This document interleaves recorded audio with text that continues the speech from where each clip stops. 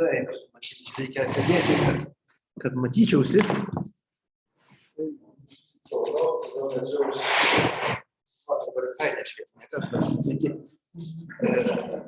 Gerai, tai aš norėčiau pakalbėti apie Izaoką Donskį, o kadangi figūra nėra turbūt labai plačiai žinoma, tai galvoju, norėčiau pradėti nuo tokios biografinės apybraižos keleto dalykų apie jo, sakykime, gyvenimo pagrindinius įvykius ir tada apie jo išlikusį rašytinį paveldą, tada truputį konkrečiau apie idėjas. Dabar pats Izaokas Donskis, kaunietis, filosofas, jisai kaip ir kartais pasirodo tekstuose apie Lietuvos filosofijos istoriją, paprastai labai kažkaip labai epizodiškai. Jeigu jis yra pasirodo, jisai taip pagarbiai kažkaip aprašytas, bet paprastai vienas sakinys. Ir kažkokios antrinės literatūros apie jį apskritai nėra jokios, bet tenai nekrologų kelių ir kelių enciklopedinių straipsnelių, nieks nėra rašęs jiems skirto skyriaus, ar kažko nėra jokio rinktinių raštų leistų ar panašiai. Ir jis gimęs yra 1898, o miręs 1938, 40 metų. Išgyvenęs, pakankamai jaunas miręs. Jisai iš pradžių mokėsi Kaune, baigė gimnaziją, tada Peterburge, studijavo istorijos filosofijos fakultete, jį baigė, išvyko studijuoti į Berlyną, kur 23 metais apsigynė disertaciją apie individo ir visumos sąvokas, bendrasias ir individualiasias sąvokas. Jis ten Berlyno toje kultūrinėje terpėje, daugiausia rusų emigracijos kultūriniai terpiai ten sukosi, buvo vienas iš dalykų, kas tenai buvo, tai buvo iš Peterburgo persikėlusi po revoliucijų Laisvoji filosofijos akademija, kur Karsavinas kartais būdavo, ten pagrindinės figūros buvo broliai Steinbergai, kurie buvo jo pusbroliai, įtakingos figūros žydų regionalizmo judėjime. Aronas Steinbergas buvo, reiškia, jungtinių tautų žydų reikalų patikėtinis jau po antro pasaulinio karo.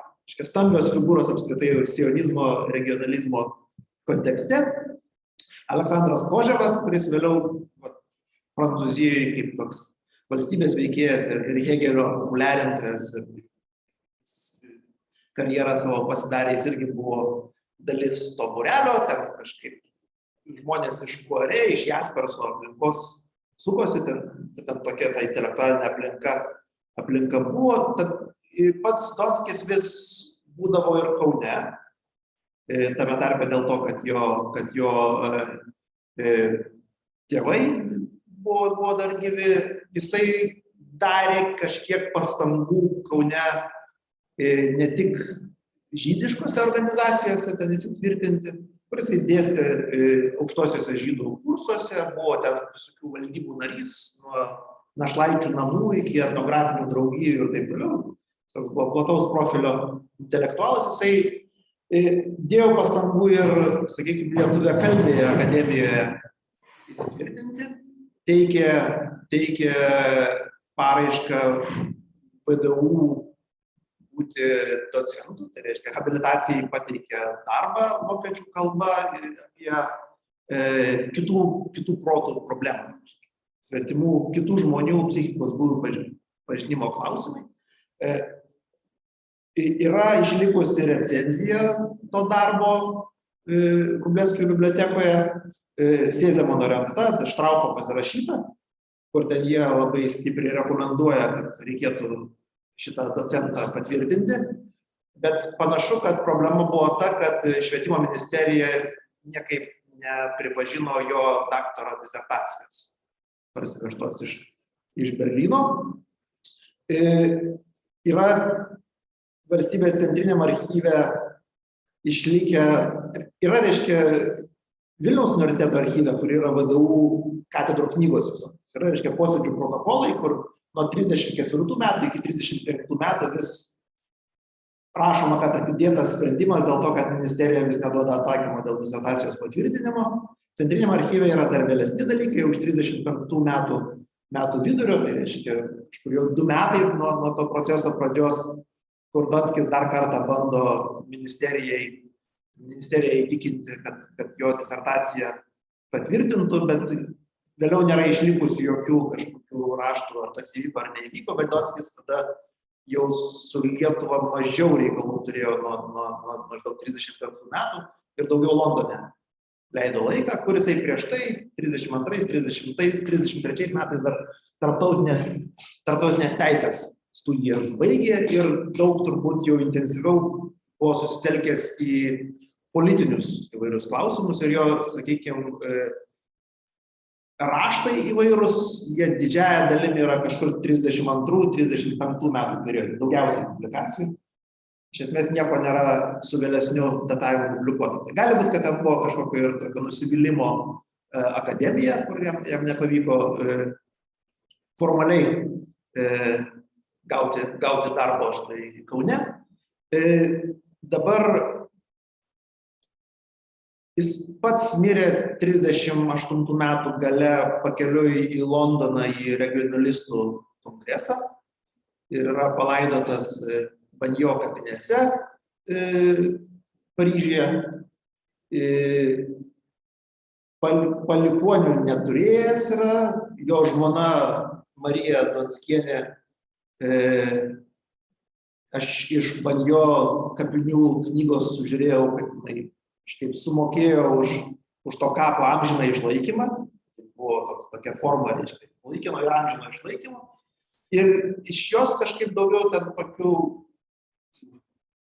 pėdsakų netiek daug man pavyko rasti. Keletą radau Jeruzalės valstybiniam archyve laiškų, kur jinai susirašinėjo su Steinbergais dėl Donskio paveldo. Vienas dalykas yra aptarinėja planuojama Izaokui Donskiui skirtą memorialinę knygą, kur yra nurodoma tame laiške, kad yra 3 anglų kalba tekstai Donskio paties ir yra kažkokie tekstai kitų, bet jie neįvardinti, kas tie kiti autoriai. Koks likimas šitų visų raštų, aš nežinau, jie negirdėjau nieko. Ir pati Donskienė panašu buvo antropologė gal ir dirbo kurį laiką po Antro pasaulinio karo įvairiuose Prancūzijos orientalistikos institutuose, didelę dalim versdama maždaug 20 amžiaus pradžios rusakalbę Centrinės Azijos antropologinę etnografinę literatūrą. Antropologų darbus apie Centrinę Aziją.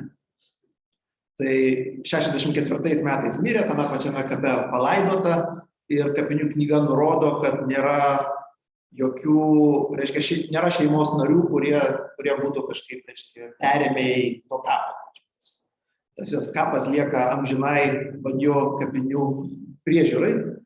Kas, bet kita ko reiškia, kad sunku atsekti, ar apskritai yra kokie nors, reiškia, archyvai, kuriuose būtų galima ieškoti Donskio to rašytinio palikimo, kiek ten tų rankraščių galėtų būti išlikę. Dabar apie pačius jo raštus, taip pat ankstyviausias tekstas be jo disertacijos santraukos. Disertacijos santrauka 23 metais yra štai Friedricho Wilhelmo universiteto disertacijų santraukų knygelė, tai yra 7 puslapių.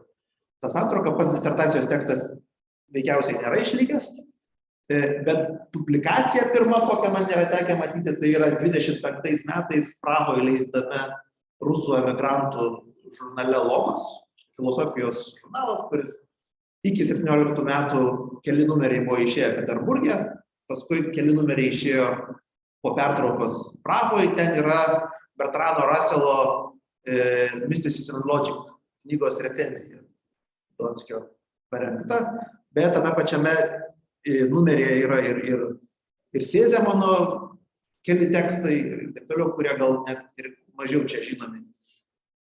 Ir tada didžiausias korpusas jo tekstų yra kaip tik susitelkę į tos 30-35 metus įvairiomis kalbomis.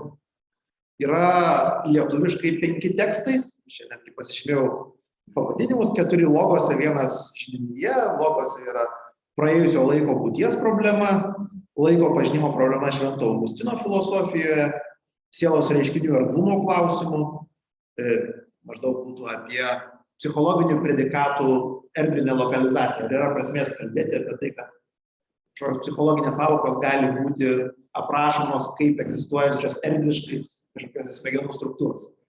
Bergsono doros ir religijos filosofija, tai galimas daiktas, kad jeigu ne pirmasis, tai vienas iš pirmųjų lietuvių kalba Bergsono recepcijos pavyzdžių būtų ir materija ir organizmas naujosiuose mokslo ir filosofijos srovėse, kur irgi Bergsonas viena iš figūrų yra.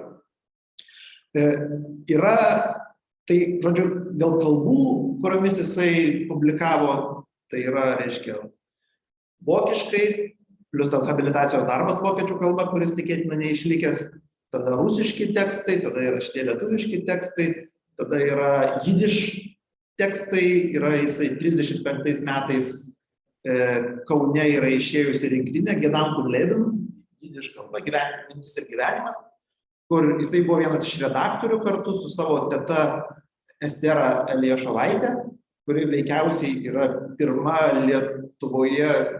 Lietuvos moteris filosofijos daktarė. 1906 metais Berno universitete apsigynė disertaciją. Ta disertacija yra prieinama, bent jau buvo prieinama internete. Tai dabar konkrečiai dėl jos turinio aš nelabai ką galiu komentuoti, bet ten matosi irgi gana ankstyvos Husserlio recepcijos yra, sakykime, fenomenologija dar populiarinosi, sakykime, dar nebuvo tiek įsigalėjęs dalykas. Tai ir jinai vėliau, aš nesu pakankamai tyrinėjęs, tai nesu tikras, kiek yra tų raštų išlikę, bet iš jos laiškų atrodo jinai visokiam intriguojančiom temom. Aš apie atminties vaidmenį, apie sapnų vaidmenį atminties konsolidavimės ir taip toliau. Psichologijos, filosofijos kažkokių tekstų, bet aš nesu tikras, ar jie apskritai buvo publikuoti, ar tiesiog jinai jos yra paremusi. Gerai, tai žodžiu, tame jidiš kalba rinkinyje Gedanken Leben yra Donskio 2 tekstai. Vienas yra apie individo ir visuomenės santykį, antras yra skirtas Maimonido filosofijai. Ir tada yra dar viena kalba, kurią Donskis rašęs, tai anglų kalba. Ir čia turbūt tada būtų tekstas, apie kurį aš daugiausiai norėčiau pakalbėti. Tekstas, kuris, man atrodo, gal kažkaip visai neblogai reprezentuoja apskritai tokį metafilosofinės nuostatas Izaoko Donskio. Tas tekstas yra 34 metais išleistas Karališkojo filosofijos instituto Londone žurnale Philosophy. Tai tuo metu tai buvo toks vienas iš centrinių žurnalų su tam tikrų profilių, kad tai yra žurnalas skirtas filosofams bendrauti su, sakykime, kitų sričių specialistais. Tai reiškia filosofiniai tekstai, kurie turėtų būti relevantiški plačiau negu vien tik tai filosofiniai ir kurie yra parašyti be, sakykime, perdėto žargono, panašiai taip, kad galėtų ne filosofai, akademikai skaityti tuos tekstus. Tas tekstas vadinasi Truth and Modern Dictatorship. Tiesa ir šiuolaikinė diktatūra. Ir man čia būtų įdomu, kadangi mano, sakykime, filosofijos istorija nėra mano stiprioji pusė, man būtų įdomu, jeigu kas nors pasufleruotumėte kažkokio konteksto, kuriame tokios idėjos galėjo būti plėtojamos, nes pats tekstas, sakykime, nepolemizuoja su kitais būtent socialinės epistemologijos tekstais, jis atrodo toks iš niekur atsirandantis. Ir man įdomu, ar iš tikrųjų jis yra iš niekur atsirandantis toks, ar tenai buvo tam tikra kaip?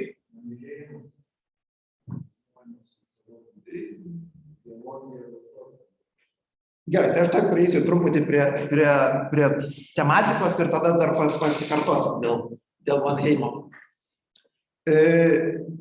Žodžiu, kas ten vyksta tame tekste?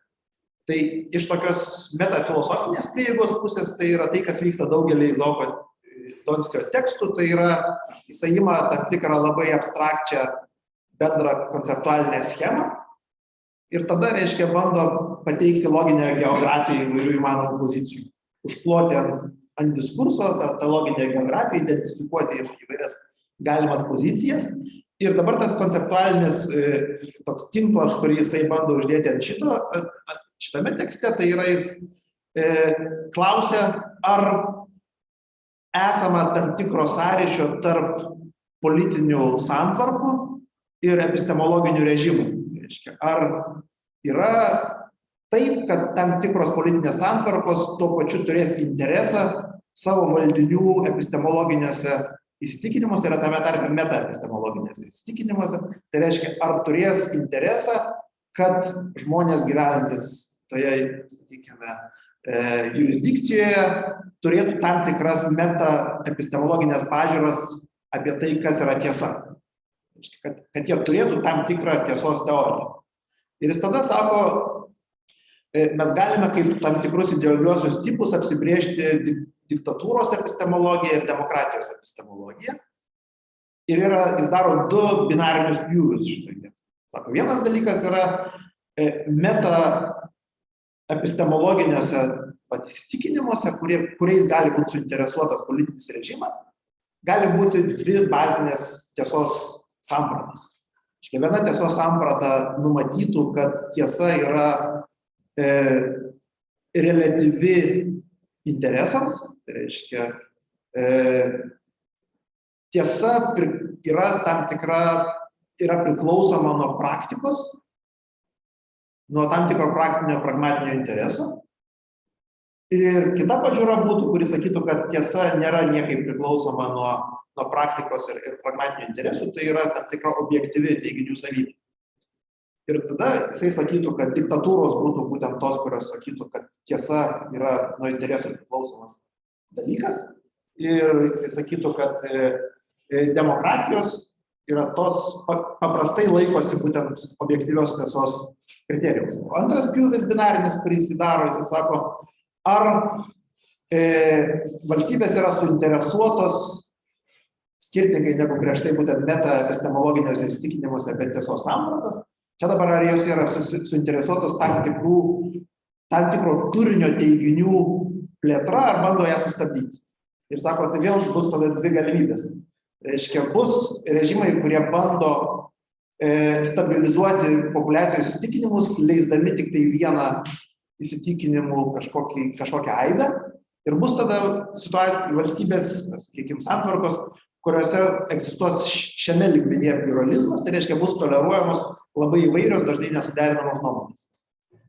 Ir tada jisai sako, tokia ideologizuota diktatūra bus tokia santvarka, kurioje bus relativistinė metaepistemologija, derinama su, reiškia, absoliutistinė turinio lygio epistemologija. Demokratija bus, reiškia, priešingai strižainė. Tu turėsi objektyvistinę metaepistemologiją, objektyvistinę tiesos teoriją, kuri bus derinama su pluralizmu konkrečių nuomonių lygmenyje. Ir jis ten, pats argumentas toksai labai miliškas. Milio argumentas už žodžio laisvę. Tai reiškia, žodžio laisvė diskusija yra svarbi dėl to, kad leis objektyviai tiesai iškilti ilgainiui. Jisai tada sako, tada įvairių dalykų jis daro su šito savo konceptualiniu karkasu, tame tarpe analizuoja, sakykime, nepaprastasias būklės, jis sako, kas nutinka valstybėse, demokratijose, karo, sakykime, grėsmėse arba stichinės nelaimės grėsmėse. Jis sako, tada konkrečiose sferose, kurios ypatingai susijusios su valstybės stabilumu, yra įvedama dalis diktatūroms būdingo epistemologinio režimo, visų pirma, per nuomonių ribojimą ir kritikos ribojimą, sakykime, valstybės aparatų. Štai karo metu pasidaro mažiau galimybių, mažiau tolerancijos populiacijos kritikai, reiškia, valstybės atžvilgiu. Ir jisai naudoja, reiškia, šitą konceptualinį karkasą tam, kad paaiškintų, kokiu būdu epistemologinį režimą gali išimties sąlygose keistis. Truputį ten šį bei tą pasako dar apie sakykime, pragmatizmo kategorizavimą šitame fone. Jis sakytų, čia, reiškia, būtų dar trečia kombinacija. Reiškia, tu turi relativistinė metaepistemologija derinama su pluralistiniu turinio lygmens tolerantiškumu ir įvairiom nuomonėm. Jis reiškia, filosofinėme pragmatizme tu nepripažinsi, reiškia, nuo praktinių interesų nepriklausomos tiesos, bet to pačiu nepripažinsi galimybės įvesti tam tikrus apribojimus diskusijoms. Gerai, ten yra, reiškia, šio to apie religinių režimų požiūrį į tiesą, ten yra šiokie tokie bandymai tas diktatūros epistemologijas paremti iliustracijomis iš tuometinių, reiškia, politiškai realių režimų, tai sakykime, bolševizmo arba, reiškia, fašizmo, kuris daugiausiai remiasi Giovanni Gentile ir Alfredu Rosenbergu, jų tekstais, kurie tuo metu buvo visai šviežias dalykas. Polemizuoja su ta tuometinė, reiškia, šviežia fašizmo klasika. Ir taip toliau. Ten pats tekstas užsibaigia tokiais gąsdinančiais, pranašiškais truputį, kurie skaitosi, reiškia, po holokausto turbūt kitaip negu 34 metais skaitėsi pasažais. Dabar, kuo man šitas dalykas yra įdomus ir ką aš norėčiau dabar išgirsti, tai kai tą tekstą skaitai, jisai skaitosi kaip tokia, nežinau, analitiniai filosofijai, tai būtų, įsivaizduotum, kad galbūt, reiškia, kažkas, kas galėjo būti parašyta kokiais, reiškia, nežinau, 70 metų vėliau. Kur, reiškia, socialinė epistemologija pradeda rastis šalia anksčiau dominavusios individualiosios epistemologijos. Tai reiškia, tu turi 70-ais, 80-ais metais, 90-ais. Tokie argumentaciniai ėjimai, analitiniai, jie irgi atrodytų atpažįstami. Ir man tada yra įdomu, reiškia, ar 34 metais, kai jisai rašo, ar čia yra kažkoks kontekstas, apie kurį aš nežinau, kuriame visos šitos idėjos, tokio pobūdžio socialinės epistemologijos ir politinių režimų ir epistemologinių režimų sąveikos idėjos. Ar ten yra ta diskusija, apie kurią aš nežinau, kažkur ankstyvoji Frankfurto mokykla pradeda formuotis. Mannerheimas, kas ten Mannheimas?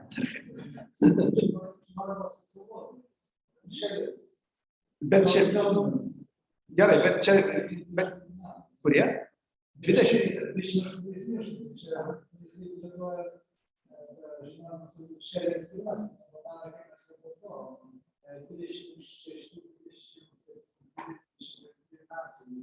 Tai va, man...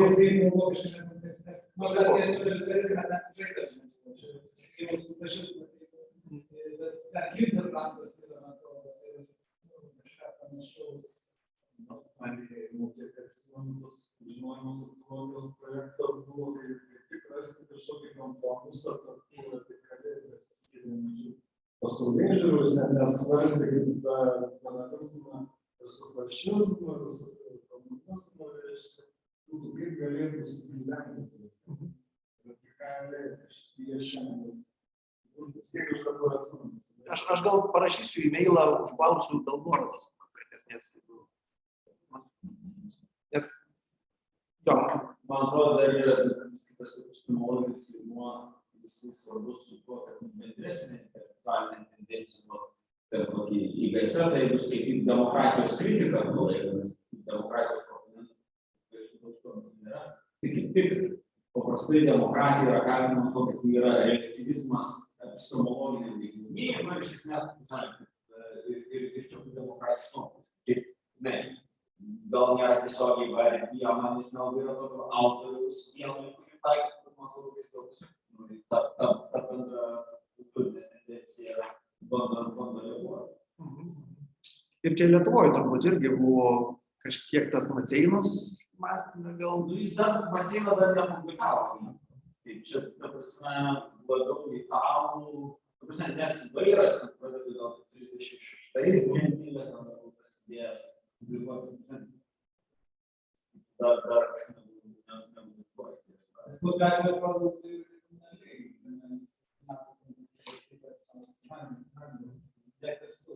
Jeigu atpažįsti žinojimo sociologiją, iš technologijos supratimų, kažkas su sociologija ten, bet tą tokia filosofinė sociologija. Bet šiek tiek idėjos kitas dalykas, kad aš norėjau klausti apie pragmatizmą, nes kaip be pagrindinės srovėnų, liberali buvo pragmatizmas tuo metu, ypač anglosaksiškam pasaulyje. Daugiau liberalų nelabai buvo, filosofinė prasme, antrą karą. Įdomu, kad jis save pozicionuoja ir ne visai tą patį, atskirdamas nuo jų, labai pozicionuoja. Jis mato labai platų politinės minties kontekstą, nors jis žino Europoje būtent ir sociologijos ir teisės filosofijos diskusijose svarbesnės politinės filosofijos. Įdomu būtų pažiūrėti, jis žino, ką Kelsenas rašo, kiti, Hartas, mūsų